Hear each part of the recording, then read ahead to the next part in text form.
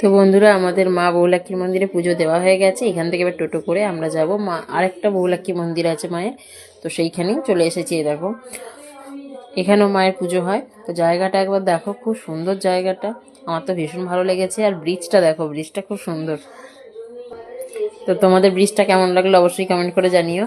আর দেখো মন্দিরে এসে গেছি, বা সামনে ভৈরব বাবা বসে আছেন, হরিতলা আছে, আর ওদিকে দিদা আগে আগে চলে যাচ্ছে। কিন্তু মন্দিরটা ছিল তালা দেওয়া, হয়তো সেভাবে তোমার সাথে ভিডিওটা শেয়ার করতে পারবো না, তোমরা বুঝতেও পারবে না। কিন্তু বাইরেটা দেখো, বাইরেটা খুব সুন্দর মন্দিরটার। তো বাইরে থেকেই আমরা প্রণাম করে নেব মাকে, কারণ যেহেতু তালা দেওয়া, ভেতরে যেতে পারবো না।